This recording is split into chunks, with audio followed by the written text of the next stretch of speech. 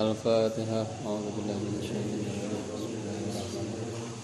Alhamdulillahirabbil alamin arrahmanir rahim maliki yaumiddin iyyaka na'budu wa iyyaka nasta'in ihdinas siratal ladzina an'amta 'alaihim ghairil maghdubi 'alaihim waladdallin amin. Bismillahirrahmanirrahim. Al-qalilu aya nu teu make alif lam teh. Teu make wawu aya anu make wawu wal qalilu aya.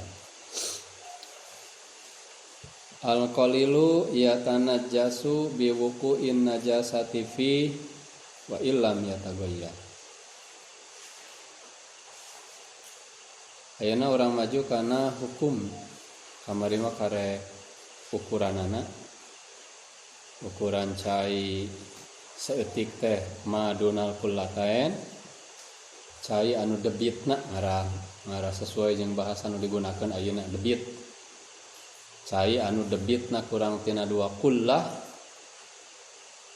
ari nu disebut cai loba anu debitna 2 kullah ke atas. Kumaha ari hukumna beda antara cai saeutik jeung cai anu loba. Ari hukum cai saeutik mah di dieu wal qalil ari cai saeutik ya tanajasu eta bisa jadi najis. Kecapna teh jadi najis. Berarti asalna lain najis gitu. Panu ajan tafa'ala ya tafa'alu. Engke lamun dina sorof nu tingkat kadua mah geus asup kana makna. Wajan tafa'ala teh, wajan tafa'ala. Maknana teh mutawa'ah, lazim mutawa'ah. Narima pengaruh. Menerima pengaruh najis. Berarti asalna mah suci. Sehingga engke bedana bakal bisa balik deui kana suci. Beda jeung cai anu ti tadina geus najis. Awas bawal cai kompol, benda cair anu ti tadina najis, cai kompol. Tah cai kompol mah moal aya bahasa nyucikeun cai kompol. Sapa panjangna ge nya najis, beda eta mah benda najis. Ari ieu mah kecapna ge ku ieu tanajjasu. Da cai mah hukum asalna benda suci. Ngan ketika kakeunaan ku najis bisa jadi najis. Ieu cai saeutik ya tanajasu. Bisa pindah jadi najis statusna disebut mutanajjis. Simpangnya nanti tanajjasa mutanajjisun.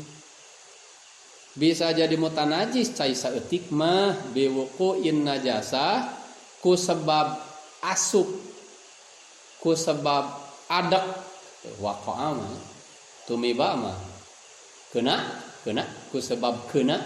Jadi kena mah rek tuluy cicing eta si najis teh dina eta cai atau ini deui pisah deui ngan penting geus pernah terjadi bersentuhan antara eta najis jeung eta cai. Itu waqa'a mah ta kecapna. Kok kecap waqa'a umnang milihan ulama lain sambarangan. Jadi cai saeutik ya tanajasu bisa jadi najis biwuqu'in najasa ku sebab kena najis pi kana jero eta cai. Jadi tegasna lamun cai saeutik kakeunaan ku najis jadi mutanajis. Goyah teh ujung hukum. Wa illam yatagoyar sok sanajan henteu berubah. Komo lamun berubah mah. Jadi sok sanajan eta si cai henteu ngalami perubahan, teu ngalami perubahan sifat, anggar we sifatna teh. Saenggeus kakeunaan ku najis teh henteu aya perubahan sifat, tetep wae cai saeutik mah jadi mutanajis mun kakeunaan najis. Orang bagi-bagi najisna oge. Anu fokuskeun kana cai. Ingat kan tadi ukuranana. Ukuran cai saeutik teh anu kurang ti 2 kullah teh. Nya urang ambil contoh model cai saember gitu. Atau cai sagayung atau leuwih hanapisan cai anu dina leungeun urang nyuk cai. Maka eta cai nu dina leungeun otomatis disebutna qalil cai saeutik ya tanajas biwuqu'in najasah fi. Bisa jadi mutanajis ku sebab kakeunaan najis. Mata lamun salah proses dina ngisan bahaya. Mata mungkin dina kitab sejen mah caranya ibaratna teh ari cai leutik mah cai saeutik lamun rek dipake ngumah najis kudu warid. Hartina teh si caina nu datang kana eta najis. Warid isim fa'il tina waroda waridun anu datang. Jadi najisna anu di banyur ku eta cai kakarek najisna bisa suci si caina tetep kajaga kasucianana. Lamun tibalik disebutna maurud didatangan berarti cai didatangan ku najis. Nah eta mah asup kana hukum di dieu ya tanajasu biwuqu'in najasah fi. Si cai nage kalah ka jadi mutanajis. Eta lamun ngisang we contohna, lamun ngisang cai anu aya dina leungeun dina kepeulan leungeun eta cai saeutik. Lamun najis anu datang berarti caina maurud didatangan ku najis. Kawas hulu dakar anu aya cai kompolan teh adat kana eta cai mangka si cai eta jadi mutanajis. Atuh si hulu dakar ieu anger mutanajis. Can leungit hukum najis cai kompolna dina ieu hulu dakar. Cai nu dina leungeun oge jadi mutanajis sehingga engke jadi lega najis teh disebutna intisar urat are. Maka supaya jadi suci mata si hulu dakar lamun urang rek istinja teh cai saeutik anu aya dina tengkoran leungeun kudu warid datang kadinya nyurulung ngumbah. Baru ieu si hulu dakar jadi suci. Atuh cai anu dina leungeun tetap suci. Kitu cai saeutikna. Ada sing telak bejaan kolot. Kadang-kadang dina proses nyiseuh tan sok terkadang aya kecerobohan di tingkat kolot-kolot karunya. Karena mungkin kurang paham. Cai dina ember anu tadina suci karena salah proses. Upama baju mutanajis anu asup kana eta cai atuh lain baju anu jadi suci malah cai anu dina ember otomatis begitu adak si mutanajis eta si najisna adak kana eta caina jadi mutanajis. Ade dina nyeuseut dina kumbah kambeh oge sami wae ku kumbah. Kitu ta. Nah, ieu digoyahanana wa illam yatagoyyar sok sanajan teu berubah eta si caina. Sanajan sifatna tetep teu aya perubahan ku kaantelan najis teh tetep. Kumaha ai cai loba wal maul katsir ari cai anu loba anu debitna mencapai 2 kullah ke atas layatana jasu eta mah teu narima kena najis tegasna mah tetap suci teu narima jadi najis ku sabab kaadekan najis. Jadi sanajan najis nyemplung bahkan sanajan eta najis cicing aya di jero eta cai lamun caina ukuranna loba si cai tetap suci. Sanajan aya eta najis teh lila gitu misalnya, anger we aya si najis. Pas bangke apa najis. Tawa ngahajak urang di kompolan gitu. Ngompol karena cai anu debitna loba. Berarti eta cai kadatangan ku najis cai kompol tetap layat najas. Henteu jadi kakenaan najis. Tegasna tetap suci hukumna. Illa idza taghayyara kecuali ketika berubah ta'muhu rasana au pilihan au launuhu atau rupana au rihuhu atau bauna. Kan sifat cai teh tilu rasa rupa atau warnanya aja bau. Tah cai anu gede dia ketika kaasupan najis statusna tetap suci henteu jadi kanajisan. Kecuali lamun saenggeus kaasupan najis teh terjadi perubahan salah satu sifatna. Saumpama lamun dia contoh teh cai loba, anggap cai loba teh kaos dina bak urang eta tah nu paranti wudu atau bak anu paranti kukumbah di handap eta caina cai maul kafir eta cai loba lebih dari 2 kullah eta lamun keur pinu bahkan najan separo ge masih keneh 2 kullah keneh eta mah cai nu dina bak pangkukumbahan mah eta dianggap tetap cai loba misalna kanajisan aya budak ngompol kadinya tah selama eta si cai henteu mengalami perubahan sifat saenggeus dikompolan teh anger we henteu aya perubahan warnana tetap seperti memeh ka kompolan gitu terus deui ambeuna tetap henteu jadi bau cai kompol bahkan taur ieu dites rasana henteu jadi robah tetap we henteu aya perubahan rasa lamun pangset mah henteu asa jadi pangset henteu ye maka selama tidak ada perubahan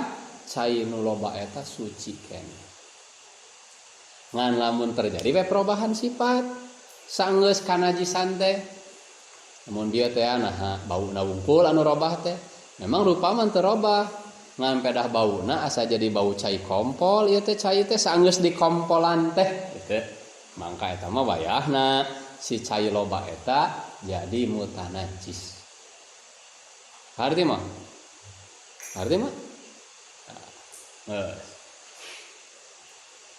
jadi kesimpulanana cai saeutik lamun kaasupan najis kaantelan ku najis otomatis jadi mutanajis meskipun tidak terjadi perubahan sifat lamun cai loba ketika kaasupan najis tetap hukumna suci terjadi mutanajis kecuali lamun terjadi perubahan sifat salah satu daripada sifat cai eta terjadi aya perubahan kusebab kanajisan teh maka kakarek eta mah jadi mutanajis pertanyaanana ari cai mutanajis bakal bisa balik deui jadi cai suci tawah henteu jawabanana bisa da tadina ge benda suci cai mutanajis bisa balik deui jadi cai suci rek cai nu saeutik rek cai nu loba tadi mutanajisna ngan cara balik jadi suci nadi beda-beda karena urang anu mutanajis saeutik contoh tadi saember lah ambil contohna aya cai mutanajis saember kumaha supaya eta si cai jadi balik deui suci carana teh tepikeun ukuranana sina jadi loba nah aku cara dihijikeun jeung batur dibawa gitu karena wadah gede misalnya mun tadi caina ember teh mah di imah bawa itu karena bak hijikeun jeung cai sejen tah lamun ke geus ngahiji jeung cai sejen terus ukuranna geus nepi kana 2 kullah hege henteu aya perubahan naon ya geus suci deui urang nyekot deui ti dinya teh jadi ulah ujug-ujug dipikeun kade da agama henteu nganjurkeun boros henteu nganjurkeun tabdzir henteu agama nganjurkeun salila bisa diproses sesuatu proses ulah gara-gara wah cenah ieu mutanajis pikeun lain kitu memang hukum nama ieu teh mutanajis cai ngan aya keneh cara supaya balik deui jadi suci nyata lamun cai saeutik mah cai mutanajis anu saeutik ngarah jadi suci deui tepikeun kana jadi cai loba nya carana mah rek cara dihijikeun ka batur atawa manehna lamun wadahna gede teh mah kalau contoh misalnya ieu we heula ieu urang kabeneran eta cai dina bak teh keur tekor upama teh tinggal 1/4 deui keur posisi status jadi cai saeutik kayak kanajisan aduh kumaha cenah ieu berarti mutanajis iya enggak usah langsung dibuang nya tamahan kan tamahan cina napi karena ukuran jadi cai loba talamun geus napi karena ukuran cai loba asal tidak ada perubahan sifatna suci arti teh cara nyucikeun cai mutanajis nu saeutik arti mah berarti masuk ke cai mutanajis anu loba ngan saeutik kata saeutik dina pada bisa jadi suci nya sanajan ditamahanana ku papada cai mutanajis bisi lamun teh kajadian di beberapa imah itu aya cai mutan najis nu ieu sekian ember nu sekian ember teangan wadah gede gitu sok hijikeun padahal itu kabehan lagi mutan najis cai suci hiji acan upama nu abi can cai mutan najis nu abi ge cai mutan najis sok teangan wadah gede bak hijikeun kana wadah gede asal geus nepi engke kana debit 2 kullaheun ketika tidak ada perubahan naon perubahan sifat teu aya sanggeus dihijikeun teh maka eta otomatis jadi suci deui sakali deui ditekankeun ka harti ya udah ka harti masuk kana cai mutan najis loba pan tadi cai mutan najis loba mah bisa disebut mutan najis teh lamun terjadi perubahan sifat gitu ya kade ulah poho meneh dalam teu terjadi perubahan sifat mah tetap statusna suci keneh ambil contoh di tah cai nu dina bak we tah hiji waktu jelema ngarompol kadinya nepi ka jadi robah sifatna jadi bau cai kompol otomatis cai dina bak eta statusna mutan najis kumaha ngarah jadi suci deui carana teh asal leungit perubahan sifatna tegasna mah netral deui mangka suci deui jadi cai mutan najis anu loba mah cara nyucikeun teh balikeun sina jadi netral deui sina leungit perubahanana ketika geus leungit perubahan maka kembali suci deui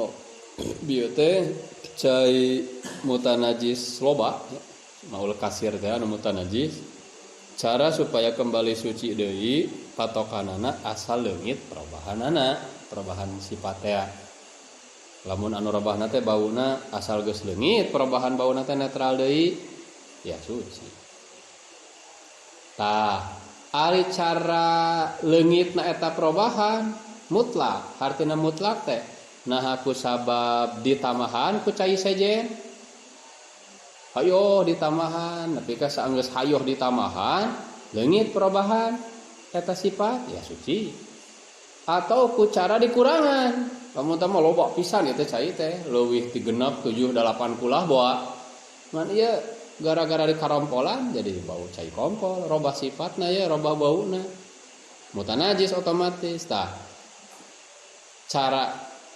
balik deui suci teh tadi patokanana asal leungit eta si perubahan sifatnya ayeuna mah carana teh moal ditambahan dek dicobaan we ku cara dibuang sebagian misalna sanggeus dibuang sebagian teh leungit eta perubahan ya suci deui asal sisana masih mencapai 20 atau ku cara diantep tegasna mah robahna ku perubahan suhu we ditambahan teu dibuang sebagian teu diarantep we teu tongora digunakeun diumumkeun eta tongora susuci ku cai bak eta euy mutan najis rek namahan eueuh misalna ngan wayahna tongora diparake diantep sekian waktu nepi ka saenggeus dikontrol ayeuna mah jadi geus teu bau ieu teh geus teu bau cai kompol tah maka harita suci gitu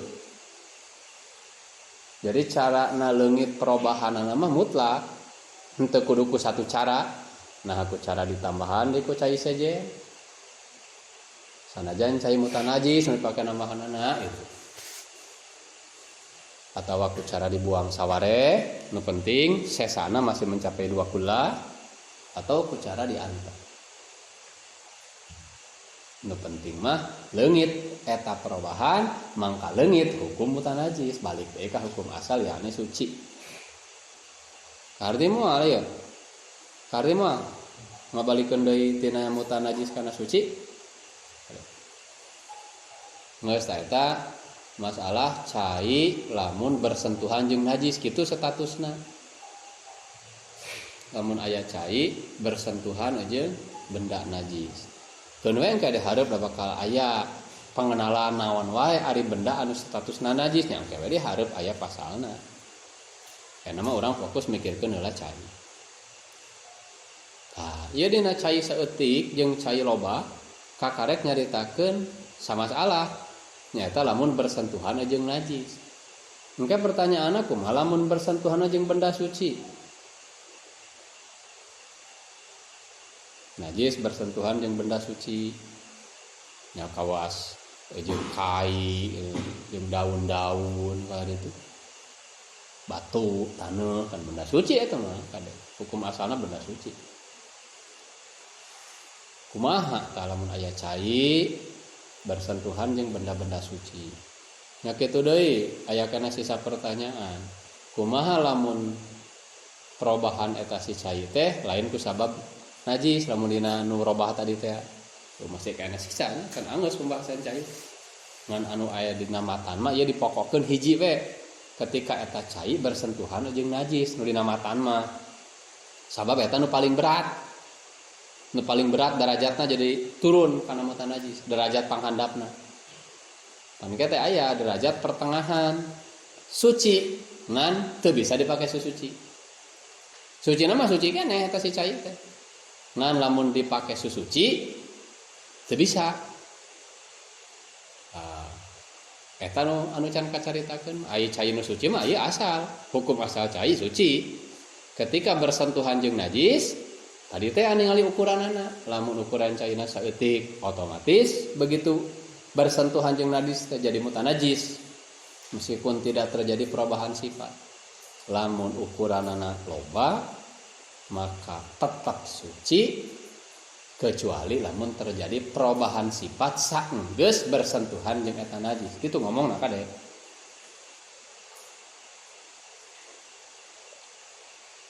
Ayeuna urang mengkol heula saeutik. Dina masalah najis, ceuk bab cai. Dina masalah najis, ceuk bab cai aya anu dihampura dina cai, teu dihampura di luar cai. Tegasna lamun kabawa salat. Najis teh aya anu dihampura dina cai, teu dihampura di luar cai tegasna di bab salat. Kadua, balikeun. Dihampura di luar cai tegasna dina salat. Ngan teu dihampura lamun asup kana cai. Geus dua. Ade, kahiji dihampura dina cai, teu dihampura di luar cai tegasna dina salat. Kadua, dihampura di luar cai tegasna dina salat, ngan teu dihampura lamun dina cai, lamun keuna kana cai maksudna. Katilu, teu dihampura dina cai maupun di luar cai. Teu dihampura dina cai maupun di luar cai. Tegasna dina salat. Teu dihampura kade, teu dihampura dina duanana. Anu kaopat dihampura dina cai jeung di luar cai tegasna dina salat. Aya opat rupa tah. Najis teh hubunganna jeung bab cai ieu. Kahiji dihampura dina cai, teu dihampura di luar cai. Kadua teu dihampura dina cai, dihampura di luar cai. Katilu teu dihampura dina cai jeung di luar cai. Kaopat dihampura dina cai jeung di luar cai. Tah kecap najasah di dieu tah dina matan biwukuin najasati.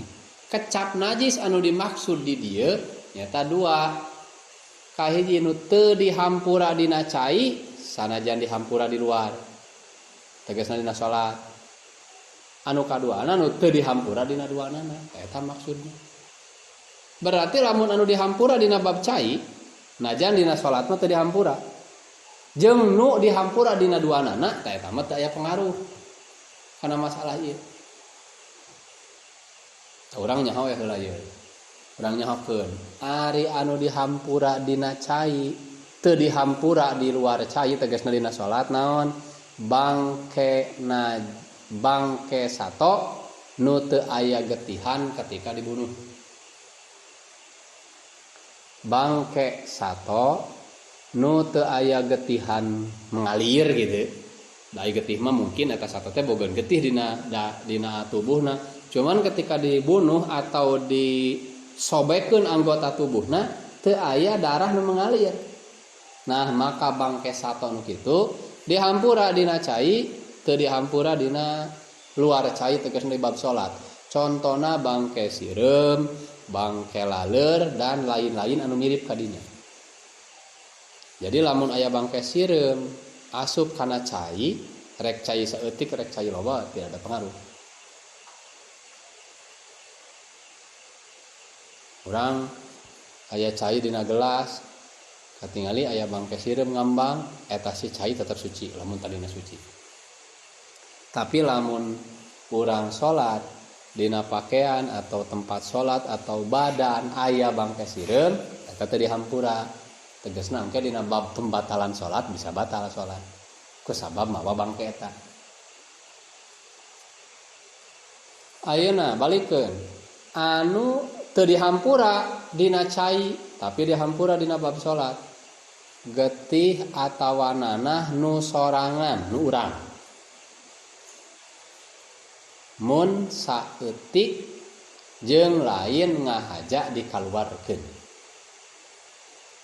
Getih atau nanah nu sorangan mun saeutik bari teu ngahaja dikaluarkeun jeung teu pacampur jeung benda sejen.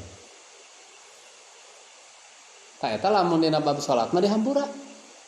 Lamun jelema keur salat kaluar getih. Tina tatu manehna kitu nya, bade anu bisu kaluar getih atau kaluarnana atau nu raheut. Dina tengah salat kaluar deui getihna, teu ngahaja dikaluarkeun, kaluar ke sorangan. Eta getih benda najis. Ngan dina bab salat dimaaf, tegasna salat teu batal ku kaluar getih eta. Eta dimaaf disebutna. Ngan lamun antal kana cai teu dimaaf, asup kana masalah ieu. Mun antal kana cai saeutik otomatis matak ngajadikeun mutan najis. Lamun kana cai loba nu tadi teh. Ai anu dihampura dina duanana, dina cai maupun dina luareun cai. Nyaeta setiap najis anu leutik pisan sehingga teu katingali ku panon biasa. Seperti contoh keceretan cai kompol lamun raceng. Mun jelema ngompol mungkin aya raceng. Tapi nu leutikna eta teu katingali. Teu katingali ku panon tingkah belah mana keunana. Ngan cek akal urang kumaha ge teh aya raceng. Tah maka sanajan ku akal jeung pemikiran urang gede sangka aya ieu keceretan racengna cai kompol maka eta dimaaf. Artina lamun diandai-andai keuna kana pakaian ketika urang ngompol nagog atau keuna kana sebagian anggota tubuh kabawa salat tetap dimaaf. Nya kitu deui lamun tah urang ngompol terus sebagian racengna nu laleutik aya kemungkinan upama asup kana cai saeutik eta tetap dimaaf. Sehingga si cai eta teu kapengaruhan jadi mutanajis. Eta nu dimaaf dina duanana. Salianti eta, salianti nu tilu bieu eta mah teu dimaaf di duanana. Seperti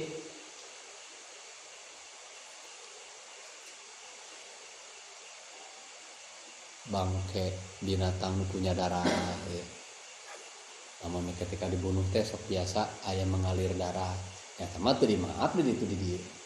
Nah eta nu dimaksud ku biwuquin najasati tah najis eta nu dimaksud. Nah sementara pembahasan cai jeung sedikit pembahasan najis cukupkeun heula sakitu. Berarti tinggal sakali deui pembahasan cai teh ketika bersentuhan jeung benda-benda suci. Sementara sakitu heula. Allah alam bisawab.